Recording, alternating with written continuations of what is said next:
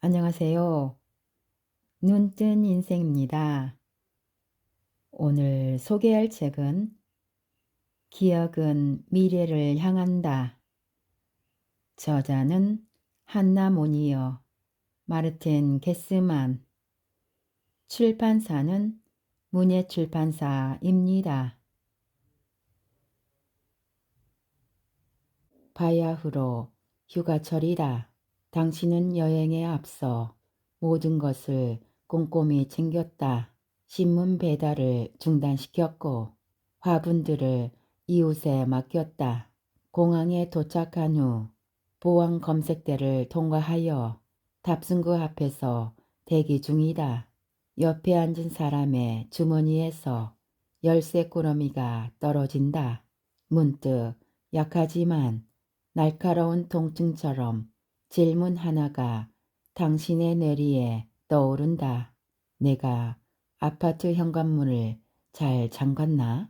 당신은 마음속으로 모든 것을 다시 점검한다. 맞아. 전등은 모두 껐고 수도꼭지도 잠갔고 텔레비전 코드도 뽑았어.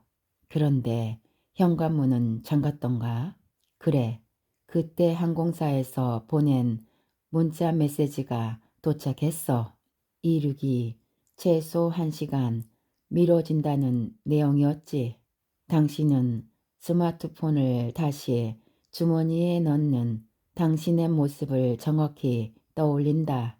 그런데 그 장면에서 당신은 이미 엘리베이터 안에 있다. 그 직전에 어떤 일이 있었지? 내가 현관문을 잘 잠갔나? 의심이 증폭되고 결국 당신은 이웃에게 전화를 걸어 당신의 현관문을 살펴봐달라고 부탁한다. 용건을 말하기에 앞서 아이고 내가 늙어서 기억이 가물가물해요 라고 한탄하면서 이쯤에서 걱정하지 말라는 다독임을 기대한 독자가 있다면 우리는 그를 실망시킬 수밖에 없다. 이 일화는 매우 현실적이다. 당신은 늙고 건망증이 생긴다. 우리 모두가 그렇다. 그리고 아직까지는 세상에 있는 그 어떤 것으로도 방금 서술한 것과 같은 일화의 발생을 막을 수 없다.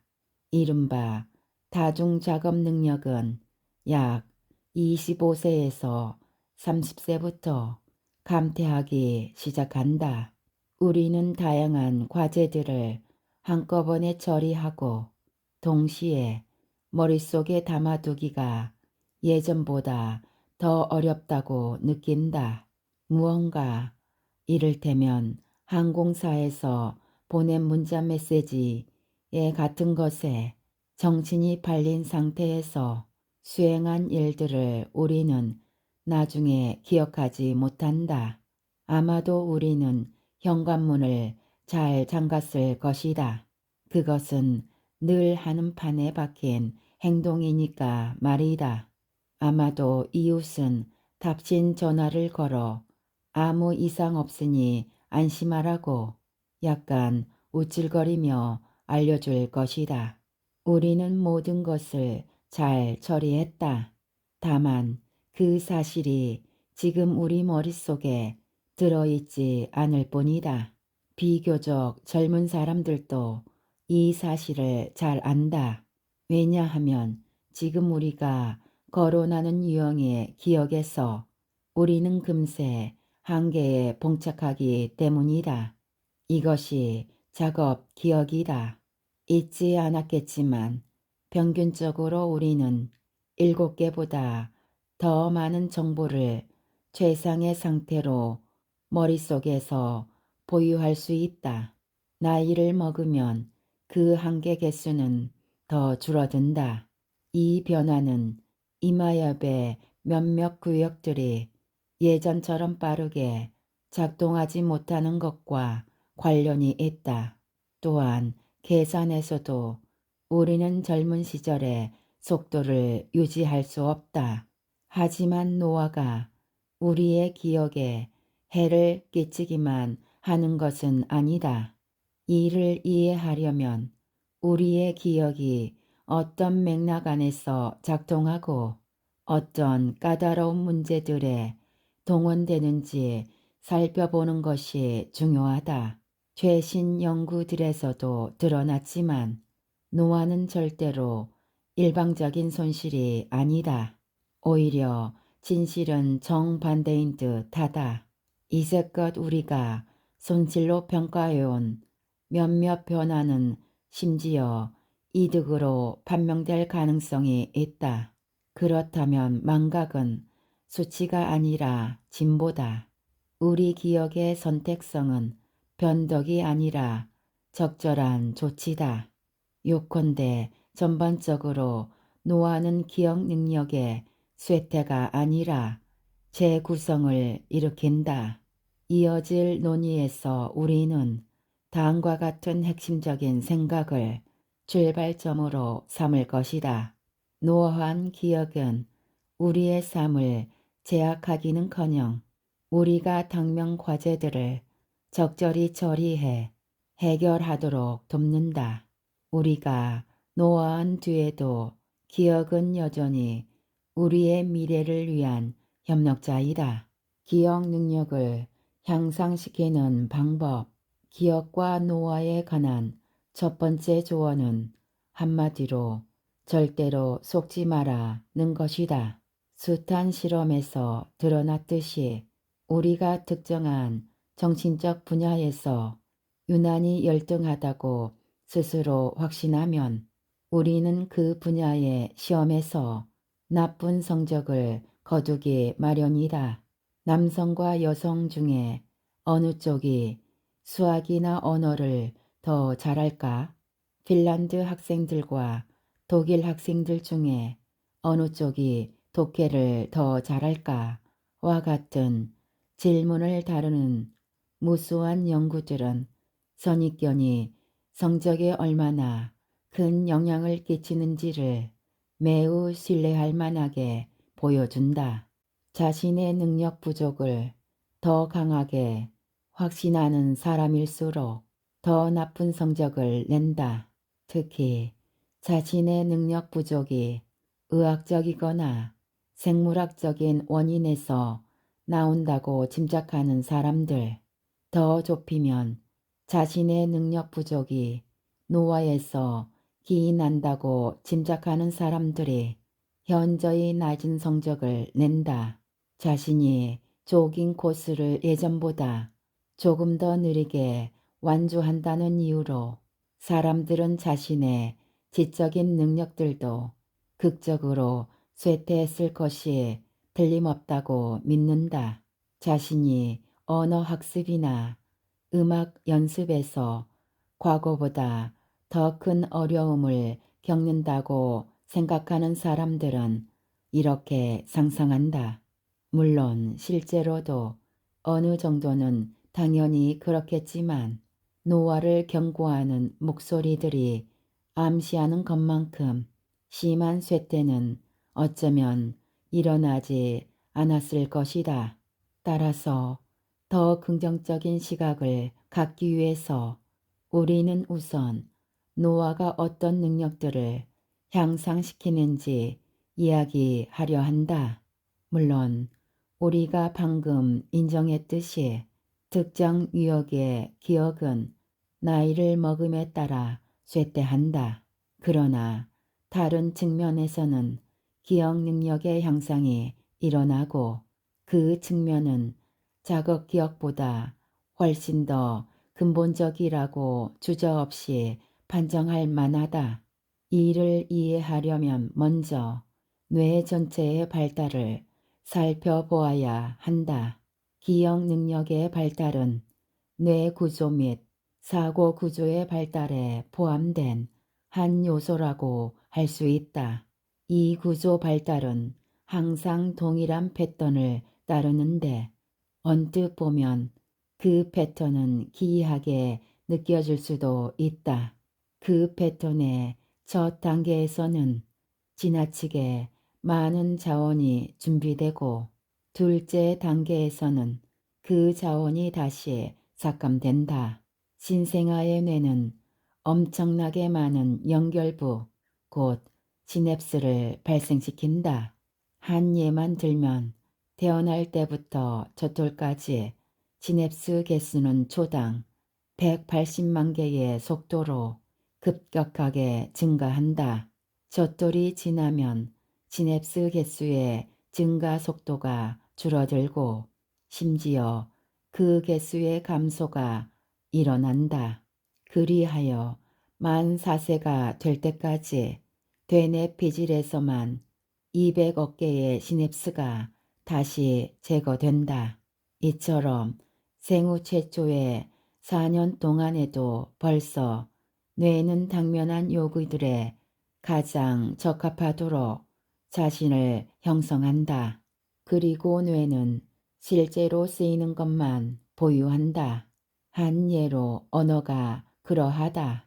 갓 태어난 아이는 매우 다양한 음성 조합들, 문법 패턴들, 의미론적 연결들을 보유할 잠재력이 있다.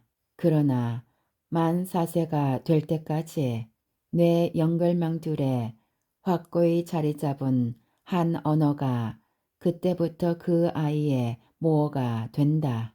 이런 가능성 축소는 인간이 본래 융통성이 없거나 모어에 관해서는 국수적이기 때문에 일어나는 것이 아니다. 오히려 가능한 언어 능력의 축소는 한 언어에 최대한 잘 작동하기 위해서 일어난다. 요컨대 시냅스 개수의 감소는 역량의 집결과 관련이 있다. 한 언어, 모국어를 정말 잘하고 결국 완벽하게 하기 위해서 인간은 추가로 습득할 수도 있었을 다른 언어들을 포기해야 한다. 이와 유사한 발달이 사춘기에 다시 일어난다. 이때 뇌는 또 한 번 비약적으로 성장한다. 만 11세부터 이마엽의 용량이 급격히 증가하고 그 대신에 다른 구역들에서는 시냅스의 감소가 일어난다. 이와 동시에 뇌에서 미엘린 형성이라는 과정이 강화된다. 미엘린 형성이란 신경섬유를 감싸는 피복층이 형성되는 것이다. 그 피복층은 신경섬유의 정기적 절연성을 향상시킴으로써 신호 전달 속도를 높인다. 이 피복층의 양은 사춘기 동안에 거의 2배로 증가한다. 우리 뇌가 그런 고속 연결망을 가동할 수 있어야만 우리는 성인들이 맞닥뜨리는 사고 과제들을 해결할 수 있는데 바로 이것이 문제다. 고속 연결망 가동의 단점은 우선 선별이 이루어져야 한다는 것이다. 어떤 신경 섬유들을 피복층으로 완벽하게 감쌀 가치가 있을까? 다시 한번 언어를 예로 들자. 어쩌면 당신도 직접 느끼는 바겠지만 우리가 성숙하여 사춘기에서 멀어지면 멀어질수록 새로운 외국어를 배우기가 더 어려워진다. 물론 새 외국어의 문법을 이해하거나 단어들을 외울 수 없게 된다는 뜻은 아니다. 정반대로 이미 외국어를 배운 적이 있는 사람은 성인이 되어서도 비교적 더 쉽게 새 외국어를 배운다.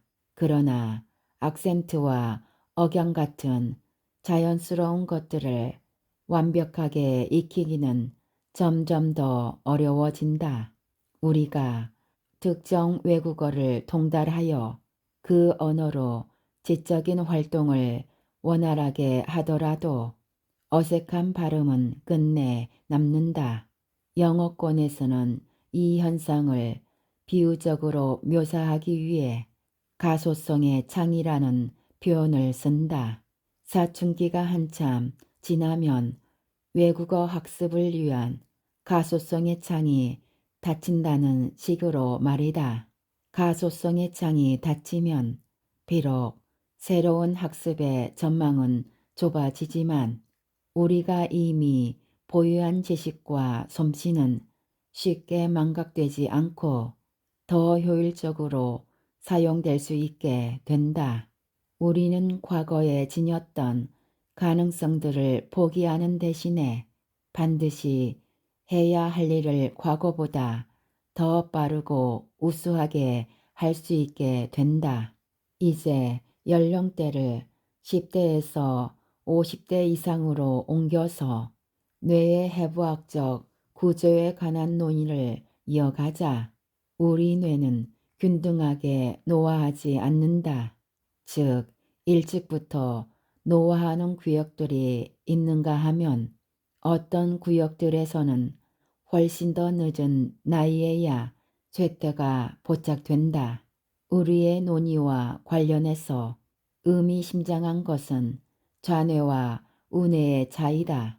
노화가 진행되면 뇌의 크기가 줄어들고 고랑들의 폭이 넓어지고 조직이 감소하는 변화가 좌뇌보다 우뇌에서 더 빠르게 일어난다. 특히 뚜렷하게 변화하는 곳은 마루엽과 뒤통수엽이다. 여기에서 좌측과 우측에 대한 언급은 절대적이지 않다는 점을 유의하라. 우리가 좌뇌와 우뇌 가운데 어느 쪽을 전반적으로 선호하느냐에 따라서 양쪽 뇌에 할당되는 기능들이 달라진다. 예컨대 오른손잡이의 96%에서는 언어 능력을 좌뇌가 맡고 길찾기 능력을 우뇌가 맡는다. 왼손잡이에서는 주의력이 양쪽 뇌에 균등하게 할당된다. 이제 노화와 기억의 대결에 관해서 다음과 같은 장정적 결론을 내릴 수 있다. 나이를 먹으면 얻는 것도 있고 잃는 것도 있지만 전체적으로 볼 때 우리는 이득을 얻는다. 적어도 생물학적 나이에 부정적 효과가 확연히 나타날 때까지 오랫동안 그러하다. 물론 그때가 되면 뇌세포도 결정적이며 회복 불가능한 방식으로 노화한다. 그러나 이 전환기는 85세쯤으로 여겨질 뿐더러 개인에 따라 이 한계를 쉽게 뛰어넘는 경우도 많다. 아무튼 60세 초반까지는 확실한 능력 향상을 기대할 수 있다. 물론 노화에 따라서 우리의 몇몇 능력들은 저하된다. 우리는 한 대상에 오랫동안 집중할 수 없게 되고 동시에 많은 대상들을 생각할 수 없게 되고 생각하는 속도가 느려진다. 작업 기억은 젊을 때처럼 효과적으로 작동하지 않는다. 그럼에도 전체적인 이득이 가능한 것은 우리가 작업 기억의 약화를 만회할 수 있을 뿐 아니라 젊을 때는 보유하지 못했던 기억 내용들을 활용하기 때문이다. 따라서 순전히 양적인 기준에서 보더라도 우리는 젊을 때보다 훨씬 더 많은 암과 경험을 소환할 수 있을 뿐더러 그 축적된 암을 더 잘 다룰 수 있다. 수십 년 동안 특정 분야와 조건에서 꾸준히 일하면 우리의 암은 일종의 압축과 견고함을 겪는다. 예컨대 우리가 어떤 이론이나 사상을 능동적으로 연구하면서 그 진척 상황을 잘 기록한다면 이 같은 암의 압축 및 견고화는 우리가 의식하는 가운데 일어날 수 있다. 그러나 이 과정은 무의식적으로 일어날 수도 있다. 즉, 우리의 의식적이거나 의도적인 관여 없이 그 과정의 효과들이 발생할 수 있다. 암의 축적과 경고화를 통해 능수능란한 능력에 도달하는 과정은 암의 내용의 차원에서도 일어나는 듯하다. 경험이 쌓이면 언젠가부터 적합한 개념들이 쉽게 떠오른다. 그러면 우리는 내용 이해가 충분히 진척되어 되뇌 피질에서 개념세표들이 형성되었다고 판단할 수 있다. 그러나 우리가 새로운 내용을 처음 접할 때의 학습 과정과 절차에서도 중요한 진보들이 무의식적으로 일어난다. 이와 관련해서 흔히 쓰이는 영어 표현은 실행을 통한 학습, 일하면서 배우기 등이다. 우리는 어떤 일을 그저 계속 반복하면서 스스로 배움으로써 실력 향상을 이룬다. 그래서 때로는 그 향상이 어떻게 일어나는지 정확히 알지 못할지도 모른다.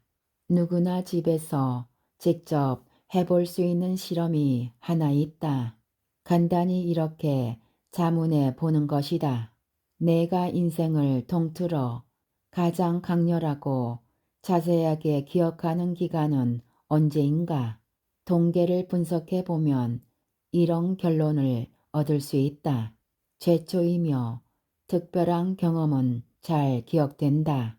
첫 키스, 첫 자동차 운전, 대학 생활의 시작, 직장에서 처음으로 해낸 프로젝트, 첫 아이의 출생 등이 그런 경험이다. 이 모든 경험은 대개 만 15세부터 25세나 30세 사이에 이루어진다. 기억의 절정기는 평균적으로 만 19세를 지나고 25세를 앞둔 때에 찾아온다. 당신이 35세에 어떤 경험을 했는지 되짚어 보면 당신은 그 시절의 기억이 23세에서 24세의 기억보다 훨씬 덜 조밀하다는 것을 깨닫게 될 것이다. 기억의 밀도는 만 39세를 넘기면서 비로소 다시 상승한다. 이때 이후 대다수 사람들은 직장에서 지위 상승을 경험하는데 그 경험이 자서전적 기억 속에 하나의 블록이 형성되는데 기여한다. 사람들은 부서의 우두머리가 되거나 국외 통신원이 되는 등의 방식으로 지위가 높아진 경험을 즐겨 기억한다. 젊은 시절의 기억들이 항상 인생사의 기점들에 관한 것이라면 대략 40세 이후의 기억들은 지위 상승에 관한 것이다. 예컨대 누군가는 실습생, 대학교 연수생, 신문사 편집자를 거쳐 방송사로 옮겨서 전담 프로그램을 얻고 책임 편집자가 되고 결국 관리자가 된다. 그리고 어느 순간에 우리는 둘째 형태의 기억, 곧 성인으로서의 우리의 실존이 끊임없이 축적해가는 기억이 신선한 젊은 시절의 기억보다 더 우세해지는 때를 맞이한다. 찬란한 사건들보다 착실한 한 걸음 한 걸음이 더 중요해지는 것이다. 적어도 기억 내용의 개수에 있어서는 그러하다. 물론 기억 내용의 절대적 가치에 있어서는 다를 수도 있지만 말이다. 당신도 알다시피 첫 키스, 첫 경험 등의 기억은 대단히 강렬하다. 헤르만 헤세의 시적 표현을 인용하면 모든 처음에는 마법이 깃들어 있다. 그런데 환경이 다시 젊음을 요구하면 우리의 늙은 기억은 어떻게 대처할까? 즉, 영리함과 공격성이 필요한 상황이어서 우리가 오랜 경험을 통해 확보한 관점들을 활용할 수 없을 때 우리의 기억은 어떻게 작동할까?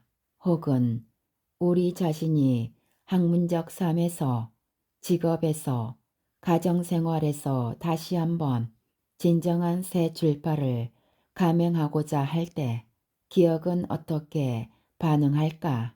그럴 때 기억은 과연 우리를 도울까? 그렇다. 기억은 다시 젊어지려는 우리의 노력에 동참한다. 그리고 기억 속에서 젊음의 셈이라고 할 만한 것이 존재한다.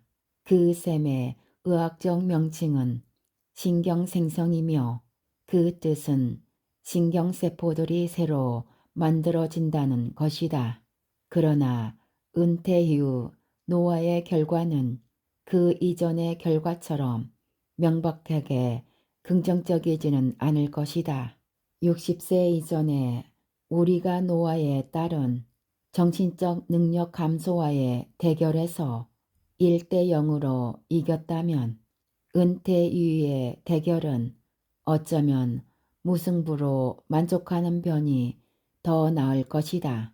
물론 슛을 날릴 기회는 남아있지만 신중하게 수비에 주력하는 편이 더 낫다. 왜냐하면 세포 생성의 셈이 언젠가는 결국 고갈되기 때문이다. 실용서들은 뇌에서 새로운 세포들이 생성되는 과정을 촉진하기 위해서 스포츠와 기억 훈련을 하라고 권하는데 독자들은 그 권고를 안심하고 신뢰해도 된다. 우리는 그런 훈련을 전적으로 지지한다. 하지만 다음과 같은 진실도 숨기지 말아야 한다. 언젠가는 신경생성의 셈도 고갈된다. 물론 우리가 전례 없는 수술들을 받기로 결심한다면 사정이 또 다를 수도 있겠지만 말이다. 카나리아와 금아조의 울음소리와 신경생성. 카나리아나 금아조를 좋아하고 잘 아는 사람이라면 이 새들이 가을에 노래를 그쳤다가 새봄에 다시 시작하는 것을 눈여겨본 적이 어쩌면 있을 것이다. 또한 귀 기울여 들어보면 알 수 있듯이 이 새들이 새봄에 부르는 노래는 지난 가을에 부른 옛 노래와 다르다. 녀석들은 창조성을 발휘하여 전혀 다른 멜로디를 지어낸다. 어떻게 카나리아와 금아조는 매년 봄마다 전혀 새로운 노래를 부를 수 있는 것일까? 녀석들의 신경해부학을 연구하면 기억과 창조성을 이해하는 데 도움이 된다. 녀석들의 노래 패턴은 유전적으로 미리 프로그래밍 된 것일 수 없다. 만약에 미리 프로그래밍 된 것이라면 새로운 작곡은 불가능하거나 기껏해야 아주 오랜 세월과 많은 세대를 거쳐야만 이루어질 수 있을 것이다. 녀석들이 다른 새를 모범으로 삼을 가능성도 배제된다. 왜냐하면 모든 카나리아와 금아조가 새봄의 백지 상태에서 새롭게 노래를 시작하기 때문이다. 따라서 녀석들 안에서 무언가 놀라운 일이 일어나는 것이 분명하다. 그저 주어진 패턴을 재생하는 것과는 차원이 다른 어떤 일이 말이다. 실제로 가을에는 녀석들의 뇌에서 기존 노래의 저장을 담당한 세포들이 죽고 이듬해 봄에 그 세포들이 죽은 자리에서 새 세포들이 생성된다. 이 세포 생성의 발견은 놀라운 성과였다. 왜냐하면 성적인 성숙 이후에 그런 신경세포 생성이 일어나리라고 생각한 학자는 아무도 없었기 때문이다. 성숙한 인간에 대한 통찰도 마찬가지였다. 성인에서 중추신경계와 연결된 세포의 생성은 불가능하다는 것이 1990년대 초까지 학계의 정설이었다. 금화조에서 신경세포 생성이 연구된 것에 이어서 쥐와 생쥐에서 그리고 마침내 인간에서도 같은 연구가 이루어졌다. 쥐와 생쥐에서는 신경세포 생성의 증거들이 나왔고 현재 학자들은 인간에서도 신경세포 생성이 일어난다고 확신한다. 기억에 대한 논의에서 중요한 것은 해마에서 일어나는 신경 생성이다. 새로 생겨난 세포들은 시냅스 가소성이 크다. 그 세포들이 특정한 코드와 과정에 더 많이 또 더 오래 가담할수록 그 세포들의 정확성과 효율성은 더 높아진다. 그러나 그와 동시에 그 세포들은 가소성을 잃는다. 그리하여 그들은 특정한 개념을 담당하는 세포로 확정된다. 새로운 세포들과 시냅스들의 생성은 전혀 새로운 연결망의 형성을 더 용이하게 해준다. 여기에서도 기억이 미래를 위한 능력이라는 사실이 또 한 번 드러난다. 우리가 상당히 많은 나이에 다시 한번 완전히 새롭게 처음부터 시작해야 하거나 그렇게 하고 싶을 때에도 기억은 퉁명스럽게 안 돼. 그런 생각은 더 일찍 했어야지 라고 말하지 않는다. 기억은 우리의 계획에 동참하고 놀랍게도 다시 젊어진다. 기억은 우리가 일반적으로 젊은 시절에만 거의 무제한으로 만들어낼 수 있는 자원을 새삼 제공한다. 그리하여 우리는 60세쯤에도 다시 창의력이 풍부해지고 큰 변화에 대처하고 정신적 격변에 참여하거나 심지어 그런 격변을 주도할 수 있다. 기억력을 향상시키는 훈련. 성인의 뇌에서 새로운 신경세포들이 생성된다는 것은 그 자체만으로도 놀라운 사실이다. 또한 그런 신경 생성이 원리적으로도 노년에도 가능하다는 것은 매우 기쁜 일이다. 하지만 신경 생성의 원천은 유한하다.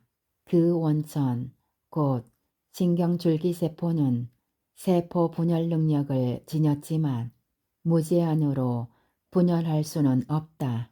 따라서 신경 생성이 진행될수록 신경줄기세포의 총수는 점점 줄어든다. 또한 신경 생성은 노화된 뇌를 전체적으로 수리하는 식의 대규모 사업이 아니며 언젠가 종결된다. 더 나아가 당연한 말이지만 한 번에 생성되는 세포들이 많을수록 남은 자원은 더 빠르게 고갈된다. 신경 생성이 종결되는 시점은 예측할 수 없다. 그러나 신경 생성이 이루어지는 나이 범위는 다양한 촉진 요인들, 예컨대 스포츠와 정신적 활동과 저하 요인들, 즉 가장 중요한 것은 스트레스에 좌우된다.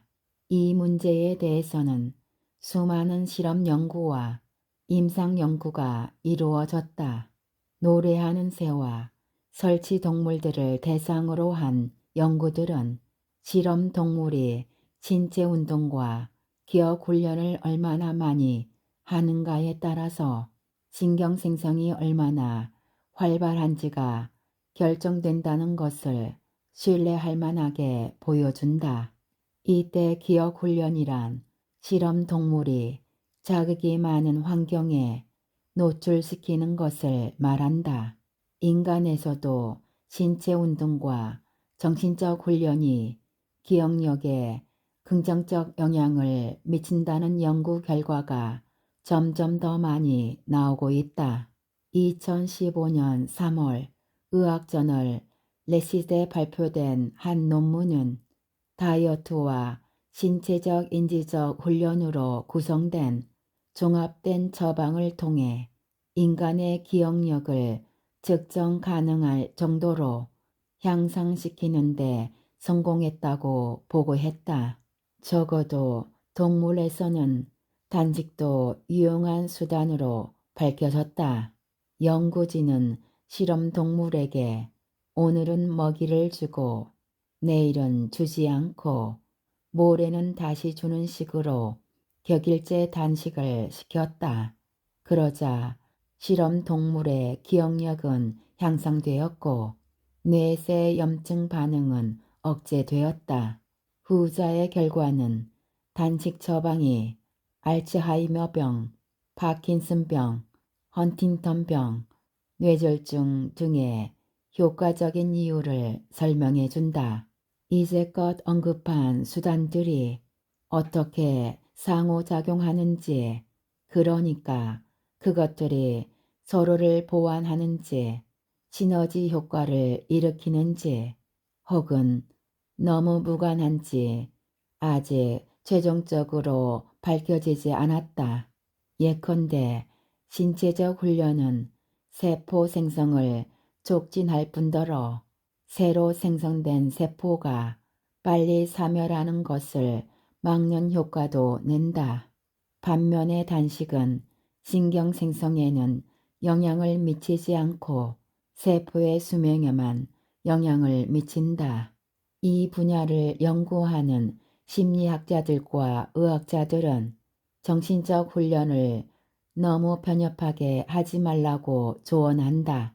기억력 강화 효과가 있다는 훈련 프로그램의 다수는 매우 특수한 기능만 훈련시킨다. 그런 훈련에서 정신은 신체와 유사하다. 정신적 기능들의 상호작용은 복잡하다. 그리고 우리는 투자한 만큼만 얻기 마련이다. 즉, 우리는 해당 프로그램이 훈련시킨 매우 특수한 기능에서만 향상된다. 새로 고안된 기억 게임들보다 우리의 기억력 전체를 훈련시키는 과제들이 더 낫다. 그런 과제의 예로 외국어 학습과 악기 연습이 있다. 또한 이 맥락에서 늘 언급되는 사회생활도 빼놓을 수 없다. 우리는 사람들 속에 들어가 우정을 맺고 사회적 활동에 참여하고 타인을 돕고 공감하고 함께 생각해야 한다. 간단히 말해서 우리는 타인들을 자극하고 타인들로부터 자극받아야 한다. 이 모든 것은 누구나 어느 정도 알 뿐더러 수많은 책에서 잘 서술되어 있는 내용이므로 여기에서 우리는 기억을 위한 또 하나의 강력한 젊음의 셈을 언급하고자 한다. 우리가 보기에 이 셈은 통상적으로 언급되는 위산들보다 더 중요하다. 의사들의 말을 들어보면 기억력을 위한 노화 방지의 유행이 일부 환자에서 걱정스러운 결과를 낳았다고 하는데 이 말은 결코 농담이 아니다. 어느새 진정한 의미의 중독자들이 생겨났다. 그들은 의사와 면담하면서 온갖 신체 훈련과 기억 훈련에 시간을 들이다 보니 다른 일을 할 겨를이 없다고 투덜거린다. 그런가 하면 훈련 효과에 만족하고 자신이 아주 건강하다고 느끼지만 그 건강을 가지고 무엇을 할지 전혀 모르는 사람들도 있다. 정신적 능력이 회복되거나 보존되기는 했는데 그 능력을 일상에서 어디에 쓸지 몰라 사실상 그 능력 자체가 목적이 되어버리는 상황마저 발생할 수 있다. 그럴 때 우리는 정신적 노화 방지 경쟁에서 선두로 나서고 심지어 광고에 출연할 수도 있을 것이다. 그러나 칼을 열심히 갈아서 날카롭게 만들었는데 베어야 할 단단한 대상이 없다면 그 칼이 무슨 소용이 있겠는가? 지대와 함께 가는 것이 어떤 훈련보다 낫다. 그러나 한 요소가 추가되면 모든 것이 달라진다. 우리의 노력을 몇 배로 증가시키는 그 강력한 요소는 바로 동기다. 물론 정신적 건강을 위해 훈련 프로그램에 참가하는 사람들에게도 동기가 있다. 그들은 예컨대 십자 말풀이를 가장 빠른 시간 안에 풀고 싶어 한다. 하지만 이런 동기와 달리 우리가 말하는 동기는 단지 재미와 놀이에 관한 것이 아니라 우리의 삶과 직결된 동기이다. 이 동기는 우리가 극복하고자 하는 삶의 상황에서 우리에게 진정한 도전으로 닥친 상황에서 나온다. 그런 상황이 우리에게 안겨주는 과제는 우리가 직업 경력 내내 해왔기에 지금도 그야말로 왼손만으로 놀이하듯이 처리할 수 있는 그런 일이 아니다. 오히려 그 과제는 통용되는 유효한 해결책을 우리가 아직 모르는 진정한 도전이다. 요컨대 그런 상황에서 중요한 것은 노년에 이르러 명성을 관리하는 것이 아니라 명성을 가져다 줄 어떤 일을 비로소 시작하는 것이다. 당신의 삶을 품위 있게 마무리하는 것이 아니라 다시 한번 전혀 새로운 일을 시작하는 것이 중요하다. 카운트다운은 멈추고 스톱워치가 가동된다. 당신은 다시 한번 무언가를 이뤄내고 이를 세상에 증명할 필요가 있다. 이런 상황은 노년의 새로운 기억력 육성을 위한 최대 동기로 작용할 수 있다. 이 사실은 통계 수치에서도 확인된다.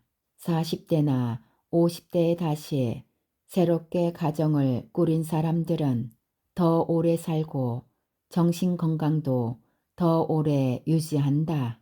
젊은이들과 결혼은 어떤 유형이냐를 막론하고 정신건강에 이롭다.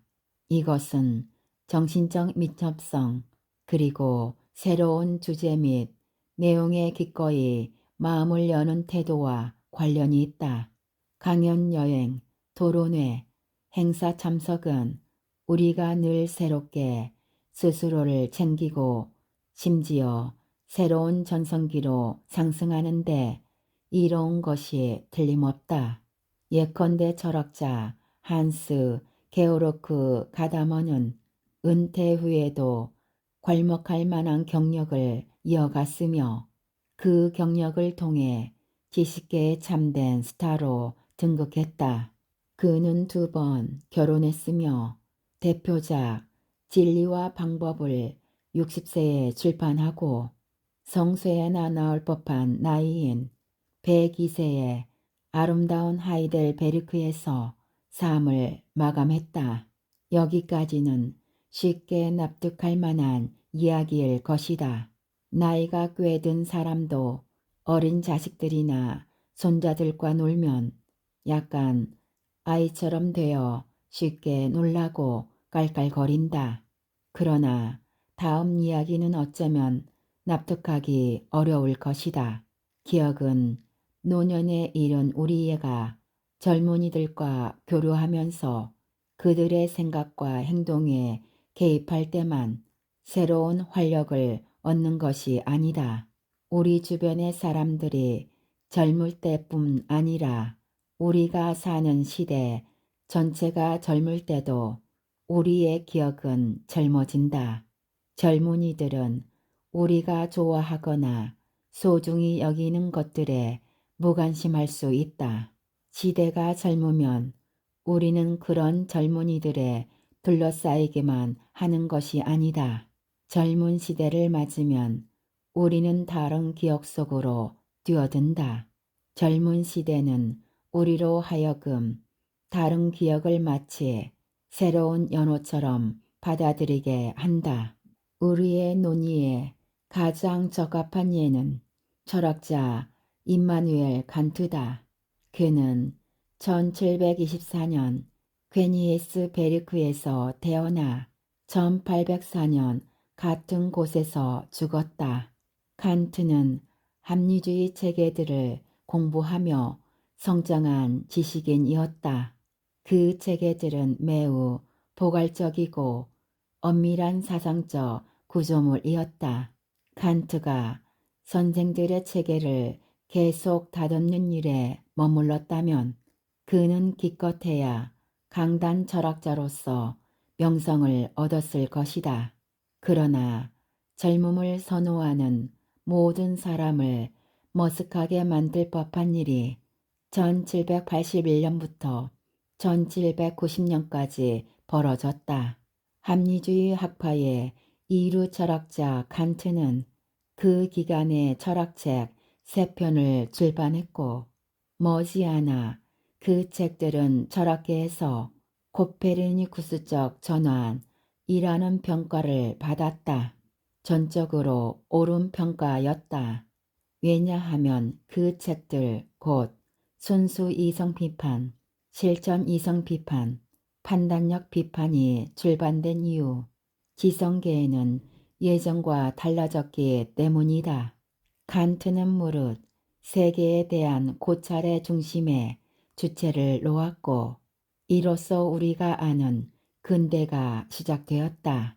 숫자들을 따져보자. 3편의 비판서 중 첫 편이 출판될 때 칸트는 이미 57세였고 마지막 편이 출판될 때는 66세였다. 그 후에도 칸트는 법 철학을 다룬 저서 한 편과 윤리학, 역사철학, 과학철학, 정치를 다룬 논문 여러 편을 발표했다. 시대와 함께 가는 것이 기억을 젊게 하는 비법이라는 우리의 주장을 뒷받침해주고 있다. 지금까지 기억은 미래를 향한다 에서 제6장 기억과 노화에서 일부 발췌하여 읽어드렸습니다. 좋은 책을 써주시고 편해주심에 감사드립니다. 우리 모두 책을 읽고 점점 더 성장해 갔으면 합니다. 감사합니다.